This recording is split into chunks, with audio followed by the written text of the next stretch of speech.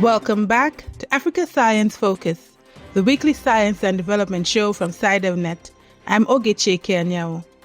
March 8th is the International Women's Day, a day the world celebrates the social, economic, cultural, and political achievements of women. Across the African continent, there are many incredible women scientists making strides in science and technology. Today, we'll celebrate some of these remarkable women and share their journeys into science with you. Our reporter, Michael Kaloki, spoke with these inspiring individuals. We'll begin with Professor Ameenah Gurib-Fakim, a renowned biodiversity scientist and former President of Mauritius. Professor Gurib-Fakim, could you tell me a bit about when your interest in science started and what got you interested in science? My journey into the sciences started at a very young age. And, when I was growing up in Mauritius, there was hardly any infrastructure for the teaching of science. And I had really motivated teachers. And what they did was that they took us, in our living lab, which of course are forest and our, waterways, and they taught us the web of life. And they could answer the question to a very inquisitive 11-year-old, which I was. And so they could actually demystify what real science was, why the sky was blue, and explain in very layman's language. I think this is when I was really infected by the virus of science.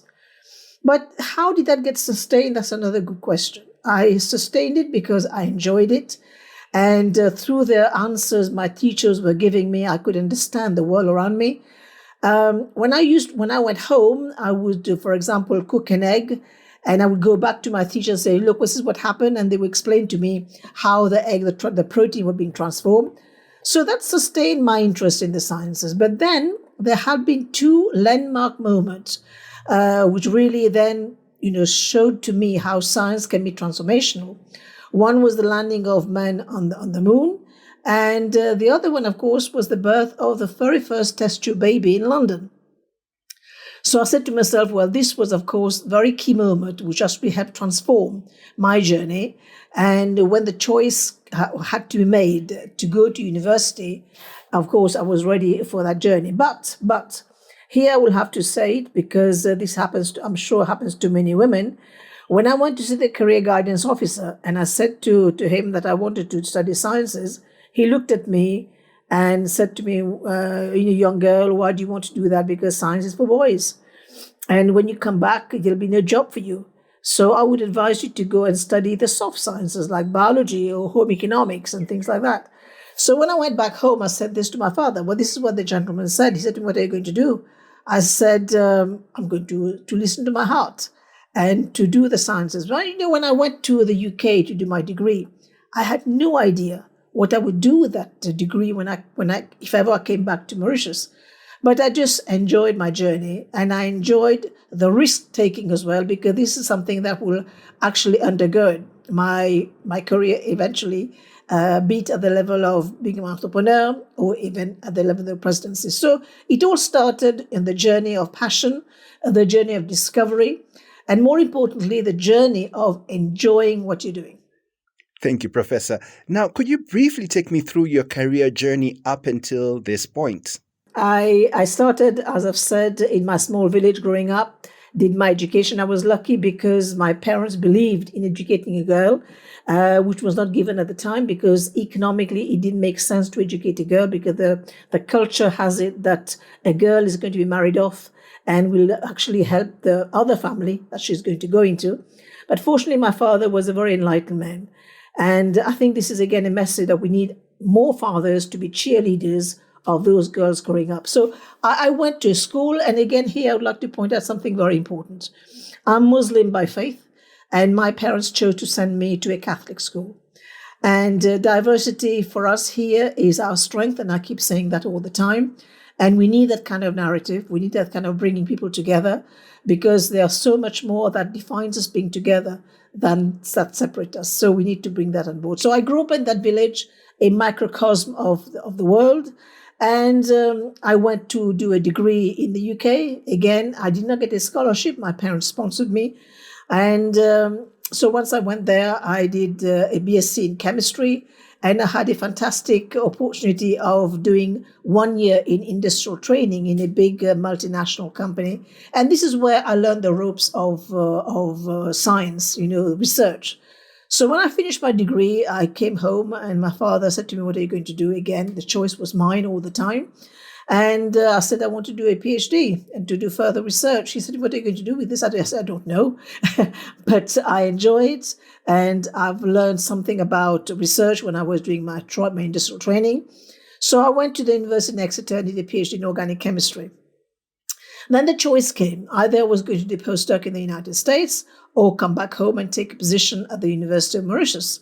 And I came on holiday and my mother said to me, "Are you going to go back again after such a long period of time spent abroad?" So I chose to stay behind.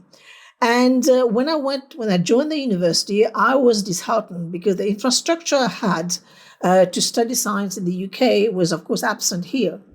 Again, this is something that we have to bear in mind, especially for women. The red carpet will not be deployed in front of you. You're going to have to actually make your own infrastructure, which I did. I helped build. But I was passionate about chemistry. So how do you get into chemistry from that angle? So this is when I turned into the fantastic world of phytochemistry, the chemistry of plants. And what can be done to make science more attractive for young women and girls? There are many things that needs to be done. First of all, we really need to create, we have to build infrastructure because in many parts of Africa, the infrastructure for girls isn't there. When I say infrastructure, for example, it has been seen that in some parts of Africa, girls, especially adolescent girls, will tend to be absent for 1 week per month because of the menses. So this is what we have to build. First of all, build the infrastructure. Look at the books. Make sure that we remove the stereotype and try and encourage the girls and also the boys for that matter to learn science by doing, by observing, not by rote learning. And this is something that we really have to make a big effort in our schools to make science attractive. We need to actually make it attractive by having good teachers who can explain and who can, as I said, just like myself, who can demystify the science to the boys and the girls. But more importantly, learn by doing. And also in our context, how do we actually, let's say a child growing up in Lake Turkana region, for example, really the outskirts of Nairobi, how do you explain to that girl that A is apple, F should be for fonio, S should be for sorghum, this is the kind, and M should be for millet. And this is the kind of narrative we bring to our schools, tropicalize our curriculum, make science relevant to them. And this is how they will be interested. And also the traditional practice that we've had from our grandmothers, the way we eat, the way we dress, the pattern that we have in our clothes, make it relevant to them. How we make the dyes that dye, for example, the Maasai dyes red, where does it come from? So make the science relevant to the child, that the child becomes attracted. And for God's sake, avoid rote learning. Make them learn things, do things, experiment things, touch things, taste things, smell things. That's how you teach children science. After learning about Professor Ameenah's passion for science, we'll rejoin Michael for his conversation with Professor Quarraisha Abdool Karim. Professor Abdool Karim wears many hats. He's a professor of clinical epidemiology at the Columbia University, New York, and the Pro-Vice Chancellor for African Health at the University of KwaZulu-Natal, South Africa. Professor Abdool Karim, could you tell me a bit about when your interest in science started and what got you interested in science? For as long as I can remember, which is probably around age 2 or 3, I've always had an intense and innate sense of curiosity. I always wanted to know how things work. I was always fascinated with everything that surrounded me. And I had a long list of questions, not just questions that I would ask everybody and anybody that I encountered, but I also would do my own experiments at home. And one of them was the discovery of electricity. And in my great excitement in discovering all kinds of things, I would share that with my siblings. I'm one of 9 children. My parents are subsistence farmers in the north of Durban, in the eastern part of South Africa, in a province called KwaZulu-Natal. And I think my discovery of electricity, and I won't go through all the great details, was a source of great consternation because my siblings didn't quite experience that as pleasantly as my discovery.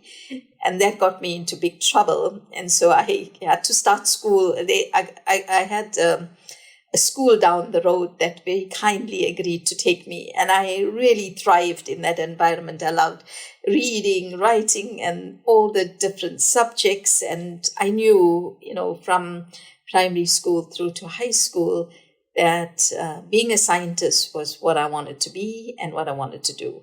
It was much harder trying to explain to my family, particularly my parents and grandparents and other relatives, what being a scientist actually meant, because they were used to professions like medicine, which was like number one on the agenda.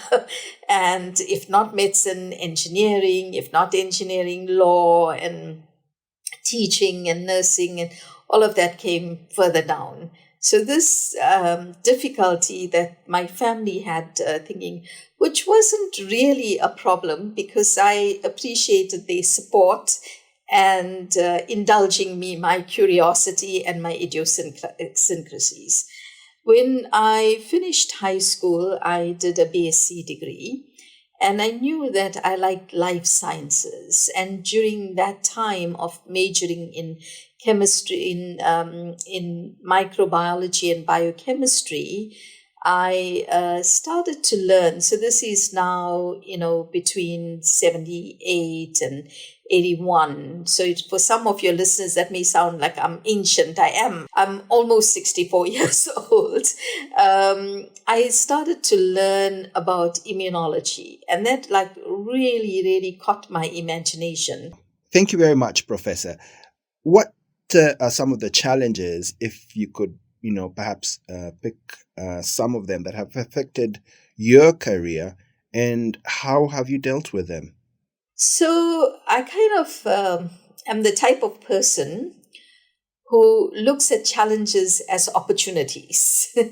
I don't see it as a barrier, but really as an opportunity. So you can imagine, as I said to you, many, many years ago, every step of the way was a challenge. And I actually saw it like, a Black woman in this poor community with just one single high school and a handful of primary schools, just getting through to educate and be educated was quite a journey. But having a supportive family, having great teachers who were really inspiring and created spaces and opportunities right there in the community in the North Coast called Tongaat of KwaZulu-Natal was incredible foundations. And throughout my life, I've been blessed with good mentors and supervisors. I've spoken about Professor Ruben Sher. There are other people that I've had in my life, Professor Jerry Kovadia, Professor Pat Berzak at Columbia University, a couple, Professor Mervyn Sasser and Professor Zina Stein. They've all been mentors and very generous and magnanimous mentors that helped me navigate some of the challenges of being a Black woman scientist in life sciences, in trying to get through some of the institutional barriers and so on. And I think this type of mentorship and magnanimity from established scientists is something I truly value and I believe, and it influences my paying it forward as well.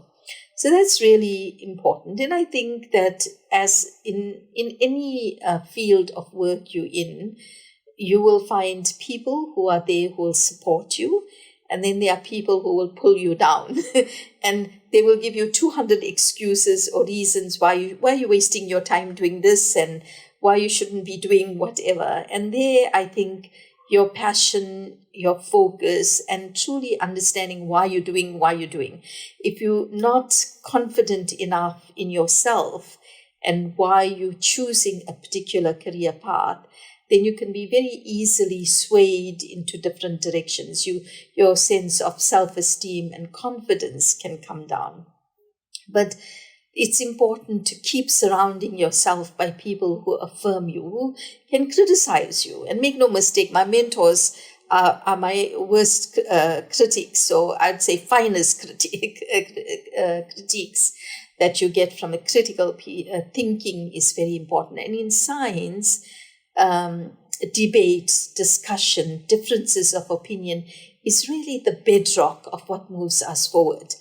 And so I think in COVID, what we saw was when we made that public, because we were all learning at the same time, the public viewed that as we're fighting with each other. We don't know what we're talking about. And in science, usually behind closed doors almost, in the pages of the peer-reviewed literature or conferences and workshops, we have a lot of these very fiery debates. And it is that which I really value, because it allows me to think more clearly. It makes me more concise and more robust and rigorous in my endeavors. And if we don't have that type of criticism from peers, from superiors, from juniors, then we will stagnate, and we shouldn't feel comfortable and complacent. And that's the part for me that's really important, is how do you do that so that the best science emerges? And I think particularly for Africa, where there's so many stereotypes, begging bowl, we sample collectors, we data collectors, to have ideas that you believe in, ideas that impact society, regardless of what the path is that you take. It's so important to aspire to excellence. And excellence, and nothing short of excellence, is what the communities we serve deserve. So everything we do has to be to the best of our ability, because when we strive for excellence, then we get closer to that. You have been championing young women to be involved in STEM. What sparked you to take up this mission? And could you give me some practical examples of how you encourage young women in STEM? Science is an opportunity to accelerate bridging gaps and inequalities, that if we want sustainable solutions, we have to be inclusive, in not only in terms of race and gender, but also other diversities that we have. And so part of this is, as a woman, I'm best placed to look at how can I ensure that women wanting to pursue careers in science have as many of the obstacles removed, so we don't have to reinvent the wheel all the time. And as scientists in Africa, there's all sorts of common problems and challenges. So I do this in many ways. One of that is what I'm doing right now, which is this podcast with you. And any opportunity that's out there in terms of workshops, conferences, opportunities to address young kids who are in school, who are out of school, and just get them to have hope in the future. And I think that's what it is. It's like when you believe in a future and you can see a future, then what you do in life is very different. And my passion for science is the one way I want to do it. I think there are other people in the community who deal with instilling this hope and purpose in young people in different ways. This, for me, I feel we're underrepresented in the STEM community. We need to bridge that, because we cannot afford not to have half the population represented in the scientific space.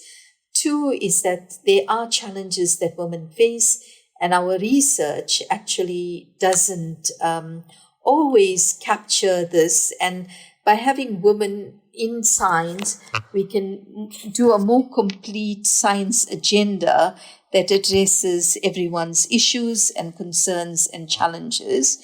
And I do that also through mentoring young scientists. In Caprisa, we have a large training program, And in that training program, we support staff to pursue higher degrees. We bring in interns to do workplace training. We host many PhD and master's students. And all of this, to me, is our legacy for the future. It's the investment in something that will be a treasured and valued thing. So for me, training, capacity building, our organization, Caprica, is more than 80% women. It's women from the top to the bottom end and rungs of categories and job descriptions. But critically, what it does is it shows what a women-run organization looks like. It shows the opportunities that women can have. And I think that's why we're able to attract some really top students and staff who stay and who continue to grow and pay it forward. Professor Abdool Karim's strong support system played a crucial role in her success, helping her overcome numerous hurdles in her career. Next, we'll hear from Dr. Marie Korsaga, West Africa's first female astrophysicist and assistant lecturer at the Université Joseph Ki-Zerbo in Burkina Faso. Dr. Korsaga shares her story of navigating a male-dominated field. Marie, could you tell me a bit about when your interest in science started and what got you interested in science? It started when I was still a child. So I was really interested in phenomena of the universe, such as eclipse, lunar eclipse, shooting stars. So I remember asking questions to better understand this phenomena when I was a child. And but I never satisfied with the answer. So, and I also remember that one day when we were sitting outside during the night, and there was a shooting star, and my grandmother told me that shooting star, when they fell, they turn into rock. That's big rock the next day. So I was really curious about this information, and I wanted to know more about it. Unfortunately, so I did not I couldn't imagine becoming an astronomer one day, because astronomy was a field that was still unknown in Burkina Faso. And I never met an astronomer in my real life before my undergraduate studies. So growing up, I was aspired to become a civil engineer. And also I was like really passionate about science courses. So I was, I excelled in those topics. So I decided when I arrived at university to pursue my studies in physics. So I went to university, and in physics, I enrolled in physics at university. And then when I arrived during my undergraduate, I was like, I got the opportunity to attend some courses in astronomy, and I was really fascinated about the topic. And then I got answer to the question that I was always asking myself when I was a child. So, and I said like, okay, I think I can change and become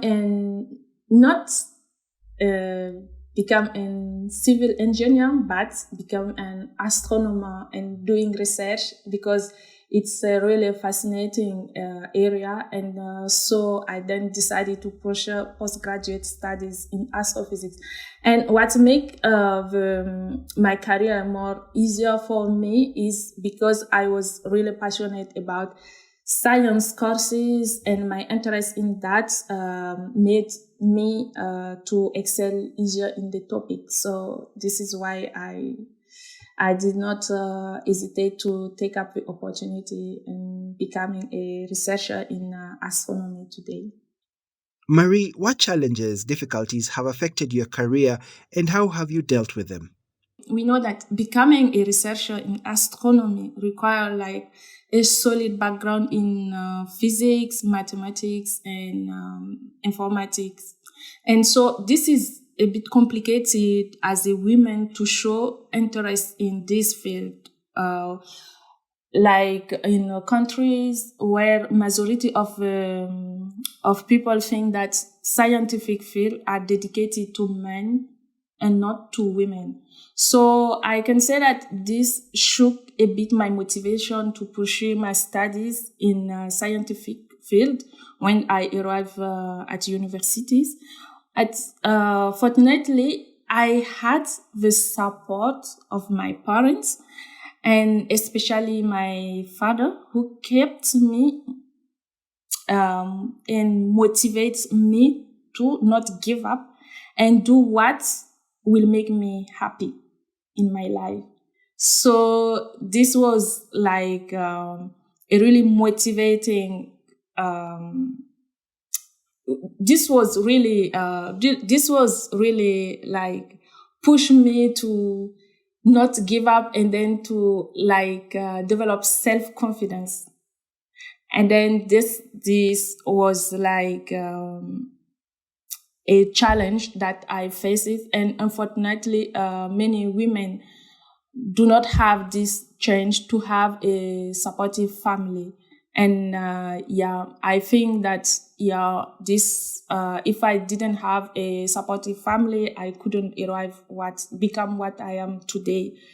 And also I can say that during my PhD, I've gotten to a point where the result of my research that I found did not agree with previous studies in the literature, and there was like the need to ensure the reliability of my result. And then I had to go through a rigorous work and analysis to understand the meaning and implication of my result. And during this time, I was happy to not give up during this difficult time. And then I also had the chance to have very supportive supervisors who believed on me and encouraged me to not give up. So that means that you have to choose the way. You have to have self-confidence, and then positive people that can also remind you that you can and not give up when you meet obstacles. For African women and girls interested in science and technology, what advice can help sustain their interest? We'll return to Professor Ameenah for her inspiring words of encouragement. First of all, enjoy what you're doing, because your passion must become infectious. And you must dream big, because if your dreams are not big, it means that they're not worth it. But if your dreams don't scare you, as President Sirleaf had said, if the size of your dream don't scare you, then they are not good enough. They're not worth it. So make the size of your dream scare you, and dream big and think and aim high. That's one thing. Have very good goals, because goals without a vision without goal is only a dream. So you need to set yourself goals. You need to work hard. You need to believe in yourself. And more importantly, you need to enjoy what you're doing, because your job should be your hobby. And I say to many girls, I've never worked a single day in my life, because I have been passionate about what I've been doing all along. So make your journey, make your job become your hobby, and also stay focused. And stay focused, and as I said, go for quality publication, go for quality work, deliver in terms of quality, because nobody can fault you in that space. That's all from us at Africa Science Focus today. If you want to find out more, head to the SciDevNet websites. That's www.scidev.net. Today's show was produced by Alice Hurst, with editing by Titilope Fadare and Ogechi Kianyawo, and reporting by Michael Kaloki. I'm Ogechi Kianyawo. Until next time, goodbye.